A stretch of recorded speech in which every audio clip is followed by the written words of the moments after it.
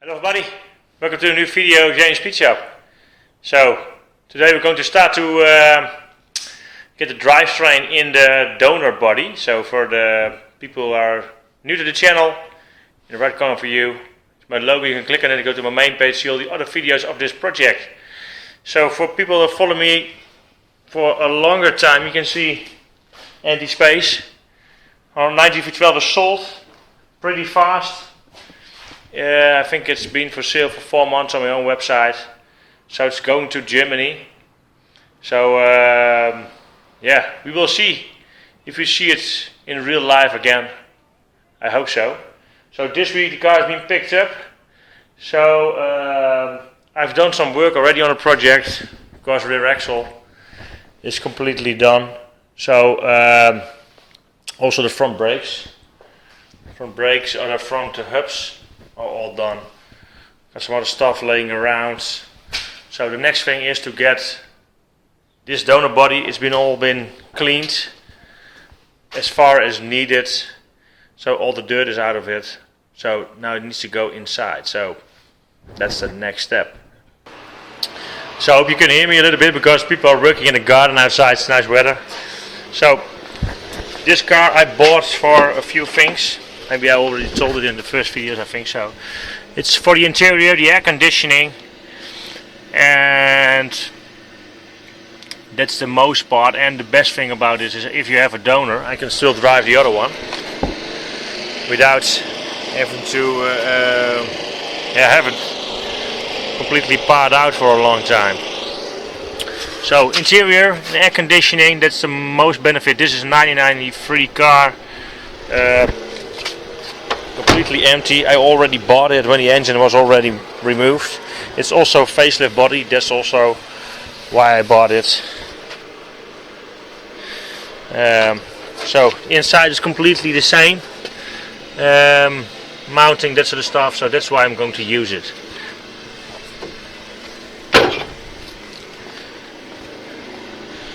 Also in the back, it's just a very nice interior. In Europe this is pretty rare. You don't see this color in Europe. Maybe in America a lot of more. Also it's a 7-seater. It's a little bit, it's not completely together, but the interior is completely in one piece for only one thing. That's the front seat. You see on top, I think on that it's repaired on one side. So that's the only thing. So yesterday I got the other car on the bridge. That's the one that is going to be with the V8. To look the underside and the underbody, how much work is in there. It's a very good condition. I already knew that, but I already drove it for a year, more of that. So yeah, it's in pretty good condition. There's not a lot of welding work. It's a little bit, not too much. So what I'm now going to do, put this one inside. It's just on 4 small trolleys underneath. So it's not that easy to do. Put it on here, get the complete drivetrain in, also rear suspension, engine and transmission. This is the engine underneath the cover, M113. I got transmission over there. It's an E55 W210 transmission, and I got an E420 center axle. Stabilizer bar is from an R129. And in the rear, this I think 22mm is also from a W210. So that's where I'm going to start. So let's put the car inside.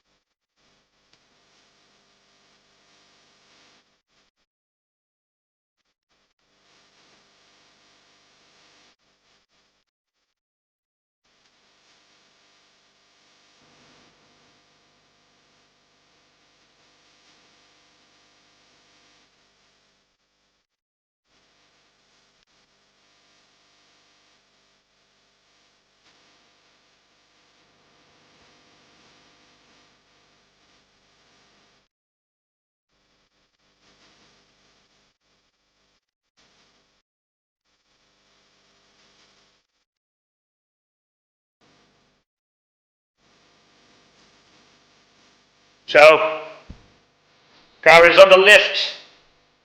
Not that easy. Of course there are easier ways to put it in the garage, but yeah, there is no suspension left. So I cleaned it a little bit with high pressure cleaner because there was a lot of sand with it. I don't know what they did with it, but they didn't drove it on the street for sure the last time. A little bit of water still dripping out of the condenser. My plan is to mount a W210 E420 radiator so it's a 400 or a 500 series radiator. I think this bracket is different, but this bracket is, I think it was bolted on, but I think this is not bolted on. I have to have a look. But otherwise, I make one. So, for the rest, a lot of rust. My chassis that's outside is much better. But this is just for to have a look if it fits.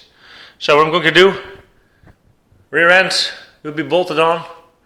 Then the axle, take the measurements to have a look if it will fit. I think the bearing is on a different position. I have a look what I have to do with that. Engine, the only thing that I'm going to do now first is remove the exhaust manifolds, because I think this side will not be a big of a problem, I think, but I'm not sure. The other side I think will hit the steering box. And then I'm going to mount this transmission, the V8 transmission, the E55 transmission. I will take the torque converter out of it and just mount it and then have a look. It will be tight, but yeah, because I'm going to do a turbo setup, so the exhaust will go to the front, in front of the engine, turbo, and then downpipe here. So that will a benefit, because to have an exhaust on the other side will be, yeah, I don't know for sure if there is a different steering housing in the V8. So we will see. So let's start with the rear axle, I think.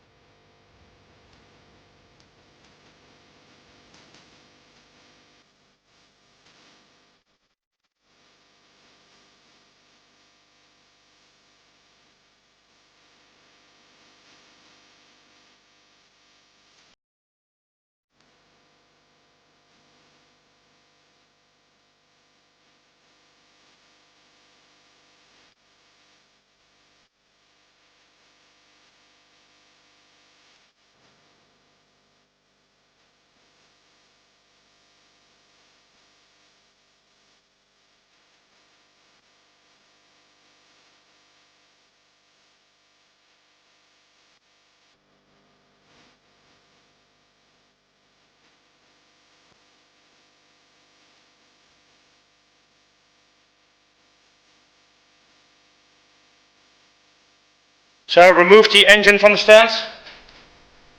So put the transmission on, lift the torque converter out of it, remove the wiring and all the stuff that's not needed, like the air pump on the front, and complete wiring loom is removed. There are a lot of, the connectors are very brittle. So I think I put new ones on it. I'm also thinking to put just a complete new wiring loom on it, because I have to, it cost me the same time to remove all the stuff that I don't need than to make a new one, I think. So what I did, put transmission on, you can see there's a lot of stuff left it now. The only, I think it's always pretty stupid, there are in the V, there are two knock sensors. You cannot reach the connector, so it was it took me, I think, 30 minutes to get the connectors off. It was just a pain in the ass. You cannot reach it. So it's pretty weird that you don't have a connector over here, I think. Yeah, it's just very hard to reach it. So also what I found is, I think it's very cool. I think this is the only engine code that has it. There's an oil pressure sensor here. I thought all the M113s did not have an oil pressure sensor. And this is an 113 960, I thought. Have a look what code it is. I don't see it very good. Yeah, 960 is over here. I don't know if you can see it. But this is the only engine code I thought that has an oil pressure sensor. Normally this is not on there. So I'm also not sure if the S classes you can read it, the oil pressure, but yeah, it's on here. A lot of people are building it on there, but so that's very cool. So yeah, so I'm going to lift it into the car. I mounted the engine mounts that I'm going to use. Drive shaft is in there. I did some measurements and I think I have still a lot of room in here because you can move it backwards. I also removed the exhaust manifolds just to start getting it in. So I have to lower it completely to get it over the top. You cannot remove this piece.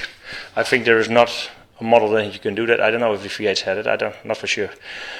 I ordered a 420 radiator that will be here tomorrow. So let's have a go.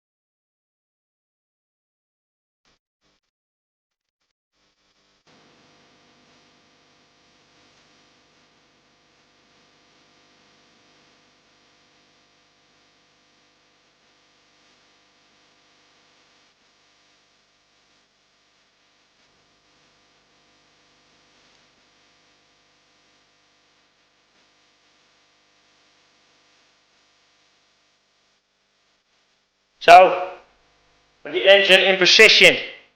So it looks much smaller than I thought it was, but yeah, pretty good. So I'll show you with some lights.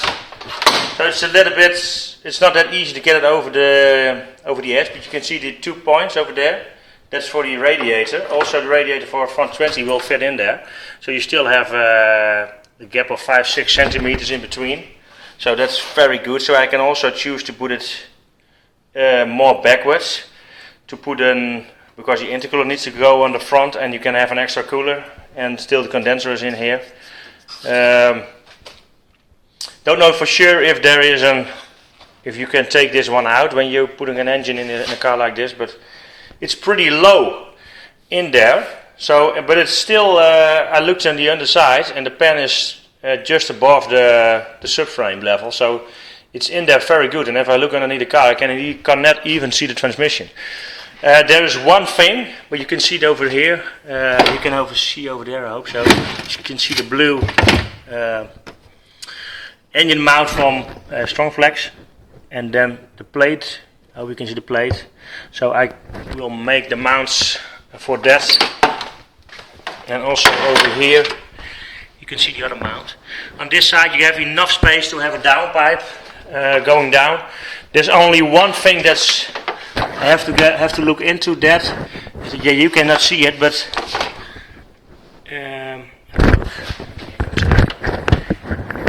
you can see it. But the steering box is in the way a lot. So that's the only thing. I have to have a look if that will be the case. And I think then that the 420 and the 400 models have a different steering box in it. So I have a steering box from a W210, I have it here, a spare one. But I don't know if I want to change the complete steering system. So maybe I'm going to search for a V8 one. If that is a smaller one, I think I will take that one, because it's a bolt-on one, so that will be much easier. So there is enough space for the radiator. I'm going to make the mock-up for the engine mounts, and because I think on this side you can just change over the manifold. This is from the other side, but if you mount it like this, it will just fit. So that's perfectly. So I need more space to fit it in there. I can make new ones, but it still will still be narrow around the steering box. So I have to think about that. I'm first going to make the engine fit in there like it should, nice and level, and then I will have a look to the engine, or to the steering box. So next video we will make the engine mounts. So thanks for watching. If you got any questions, leave some comment below the video. In the right corner for you is my logo. I think this is the right corner, of course, for you. You can click on that to go to my main page, see all the other projects, all the other videos of this car. So this is the donor vehicle, the other one is outside. That will be the final center. So, thanks for watching. Don't forget to look at my website also, JMSpeedshop.com. And see you for the next video. Bye bye.